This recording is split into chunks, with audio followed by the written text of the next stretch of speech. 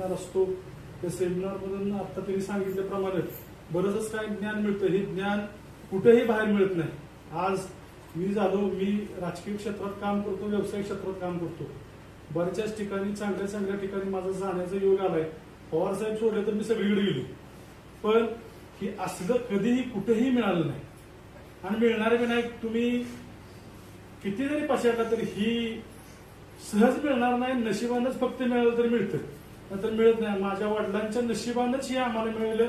वडिलांच्या नशिबानं आमच्या मुलासनी, आमच्या कुटुंबालाही मिळालं.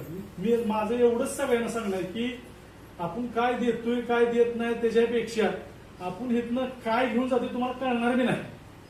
आज मी व्यवसाय करतो, मला दरवर्षी दादा सांगतात की साहेब तुमचा व्यवसाय चालू होणार आहे, आपल्याला ट्रिपला जायचंय. काय कारणामुळे मला जाता आलं नाही. की दादांना म्हटलं दादा मी चालू करतोय व्यवसाय, काय करायचं बिनधास्त चालू करा.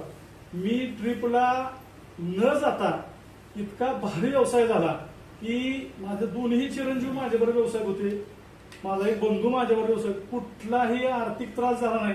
मला आर्थिक त्रास झाला तर मी मांडायचं कुणापाशी. मस्त माझे बंधू आहेत पण मी कुणापाशीही मांडला नाही. गुरूंच्या पाशी आलो, चिरंजीव माझ्याबरोबर होता. गुरूंच्या पाशी आलो, त्यांना मी म्हटलो दादा असं असं मला अडचण आलेली आहे. दादा म्हणजे साहेब मी एवढे तुमचे काय करू शकत नाही. 2 दिवसात मला बंधूंचा फोन आला.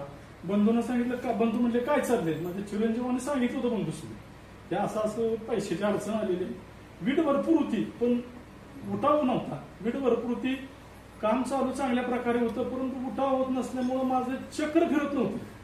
बंधूंना चिरंजीवनी सांगितल्यानंतर बंधूंचा फोन आला आणि मला असं असं कळालं तुला किती पैसे पाहिजे होते.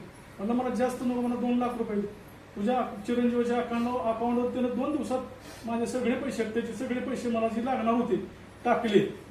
आज तागायत मला कुठलाही त्रास झाला नाही. माझा विठ्ठलचा उठाव मला वाटतं उंबरज उंबरज आणि कराड वीटभट्टीचं माहेरघर आहे, पण माझ्या विटा दररोज कमीत कमी 10-1 हजार दररोज जातात. मी सगळ्यांना हा कळकळीनं सांगतो की हा मार्ग तुम्ही म्हणाल की आता गेलं की लगेच इंजेक्शन दिलं की तुम्हाला गुण येईल, लगेच ऊन येणार नाही. तुम्हाला काही दिवस थांबावं लागेल, इथं यावं लागेल, घासावं लागेल, पाय जे काय करायचं तुम्हाला करावं दादा सांगतील करावं लागेल. कधीही तुम्हाला काही कमी पडणार नाही. मस्त अडचणी प्रत्येकाला आहे. आताच्या युगात भरपूर सगळ्यांनी अडचणी आहेत. अडचणीशिवाय तुम्हाला पुढे जाताच येणार नाही. त्यासाठी तुम्हाला गुरु बनायला पाहिजे. एवढंच बोलतो.